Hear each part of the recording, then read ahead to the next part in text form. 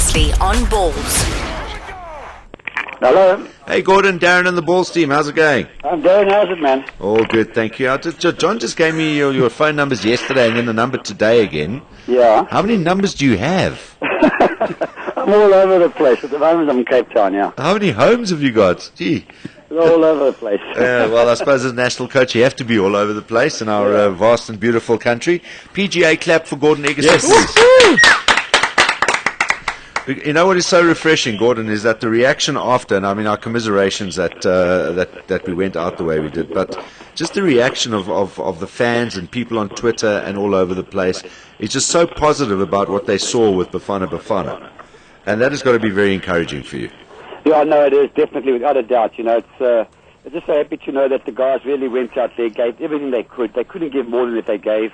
And I thought we might have been a little bit unlucky, actually, in the quarterfinal, you know. But that's football for you. And but the guys played really well, and they played with a lot of heart and commitment and a good attitude. Yeah, and even in the round-robin games, I mean, the way the guys responded when they were behind, you know, there was no wilting flowers in that side. They showed true South African character when they did fall behind and coming back. Yeah, the game against Morocco was, I think, a very, very good game for us to show the kind of spirit was in the team and the character of the players. You know, it was a very tense game because of the fact that we had to not lose it, of course, and win it. And, of course, Morocco were in a situation where they had nothing to lose, just go at us and come at us from the first minute.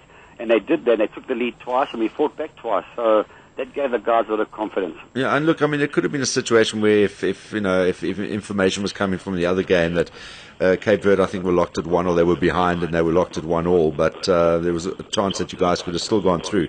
I mean, had you fallen behind against Morocco and then Cape Verde go and score that late winner in the end, it would have been trouble. So kudos to the side again, kept playing all the way through the 90 minutes. Yeah, well, we knew the score on the bench, and we knew at one stage they were losing 1-0, and then Cape Verde equalised. And then, of course, I knew immediately at that time that there was a big danger of Cape Verde going on to win the game. Because when you're in that situation, you've come back from 1-0 down, and you know the score on the other side, which was our game, they knew they had to just win the game, you know, so they were going to go at the opposition, and they did do that, and they did score the goal. But fortunately for us, we showed the character and went on to get the point. Just on that, I know we're going back a while in the tournament, but had Cape Verde and us finished level on points, we would have snuck through on goal difference, right? We would have had one more than them. We would have got on goal difference, yeah. All right. If we had been the same on goal difference, like they'd maybe got a third, how would they have separated the two? Well, they would have gone, they go from goal difference and they go to goals scored, and they end up going right down to pulling of lots, you know, next thing.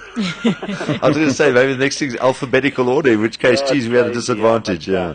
Well, anyway, like taking it through to the quarter-final as well. And obviously, unfortunately, I think it's always unfortunate when it has to go to a penalty shootout because it is a lottery. How much was your I mean, and many people said you can't plan a penalty shootout before the game starts. You've got to rely on who's on the field. How much were you affected by the changes you had to make and were forced to make in terms of who was going to take penalties? No, I don't think we were affected too much. We were affected during the course of the game when Tequila Ranchi got injured because the game plan, of course, he was doing that great, getting in between the defenders all the time, using his pace, you know. But when it got down to the penalties, those players who took the penalties were the ones at training who were very, very confident and kept slotting them away. You know, but training is a big difference, obviously, to a game situation in front of 50,000 people, and the pressure's really on. But at the end of the day, you know, Darren, it was a good match for us, all in all, you know, and. You know, it's not nice to say we lost and we should accept that. It's not nice to lose any game. But if you lose a game of football in penalties and you lose the way we played with that kind of character and that, you know, that dignity, then you can accept it. You know, the guys were magnificent. And again, you know, we didn't play the blind squad. We played against a very, very good team, ranked third in Africa, 20 in the world. You know, and we dominated the game for long periods. If I look back now, the only thing I would say was that we should have maybe finished the game off in the first half. Yeah, absolutely. Just one thing, and I was glued to that game the whole way through, and obviously before the penalties came up, you were sitting with the guys and having a chat to them, and obviously going through the penalty shootout. What did you sort of look at one of the guys and say you don't have to take one if you don't want to? That's exactly what I said. I said, guys, we've been practicing this the whole week. The moment has come for us now to do it. I said, but I don't want to put anybody under pressure. If anybody feels they don't want to take a penalty, whoever feels confident, and all the players felt confident. I mean, the players, they came to one by one and said, like Shabalala said, Coach, I'll take the first one. Dean Furman said, I'll take the second one. And then the next one said, I'll take it and I'll take it. And I was happy that those were the players who chose to take them because they were the ones who were doing well at training, you know. So, as you say, it's a lottery, you know. The keeper made 2 very good saves. He dived full stretch for Dean Furman's penalty, you know, so... But you know what, at the end of the day, Darren, I say to myself, you know, if any team now goes on to win this competition, I hope it's Mali. Yeah. You know, and I'll tell you why, because of the fact that they played the game in a good spirit during the course of the game. And more importantly, they've got so many problems at home now. There's a little war going on there, as you know, and it's very tough for the people back home. And soccer is a great motivating factor, and it can unify the whole country, you know. Absolutely. So let's hope that they go on and win it. Absolutely. I'm also just glad that my powers of lip reading are still there. Just on the subject of and you say a unified team and teams come in there with a collective commitment to actually do well in a tournament like this, and I think there's no doubt South Africa as well. And I've been speaking to a couple of people. We spoke to Gary Mabbott earlier on and a few other people during the course of the week. With a team like Ivory Coast, who I'm very surprised that they've gone this early. I thought they'd walk all the way through to the final of this tournament. I just wonder when sometimes these guys from these massive clubs in Europe, you know, the players come here, do you get the same commitment from a Yaya Toure playing for Ivory Coast that he would get when he plays for Man City, where he's on this massive salary and he's a big superstar over there, and you bring all these big stars together? You know, do you see that as a problem when it comes to an Afcon, when you've got these kind of players playing in your national side? Well, you know, you can look at it 2 ways. First of all, I think it's not always the best team that wins a tournament. I think it's the best team.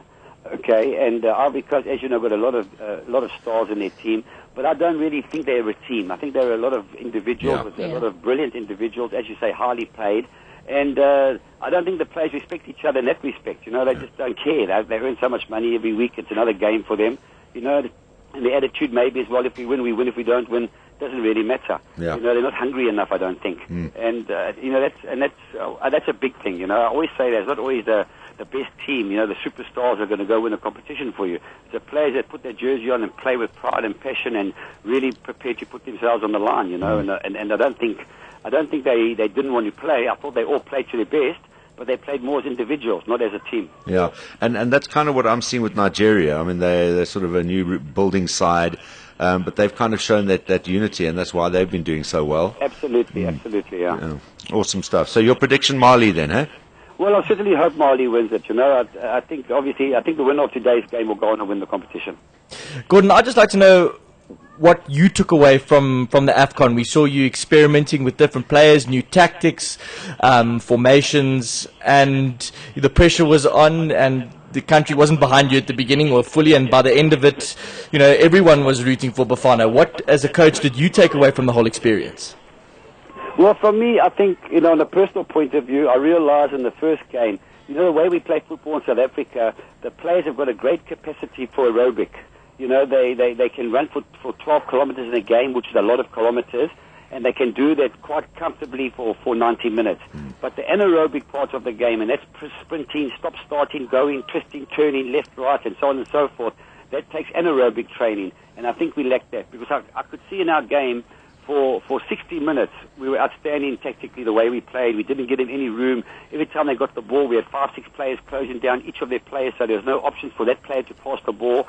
He never had a chance to put his foot on the ball. But as the game went on, especially in the last 20 minutes, they started getting a little bit too much room. You know, players like Keita was getting now 3 or 4 yards on the ball. When you get that kind of space, and you're a good player like he is, you're able to make passes and get your team playing. And I found that was a very big problem for us in the last 20 minutes. We weren't able to contain that high-pressure game, that high-tempo game.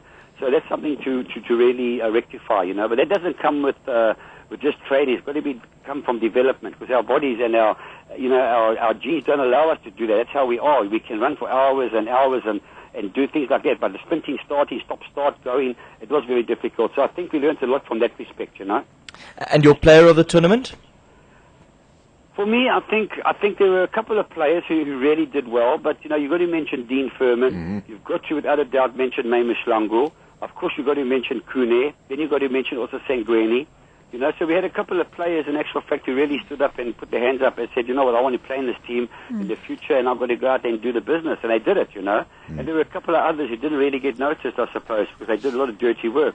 But overall, I think those 4 players, especially Dean Furman, you know, not being relatively new to the team completely in South Africa, I think he really showed his leadership qualities and his attitude of that fighting spirit, typical English type of player. Never give up. He had the capacity to go for 90 minutes. Naima Shlangu was outstanding in the 2 games as well. He was very, very good. You know, he brings us something different.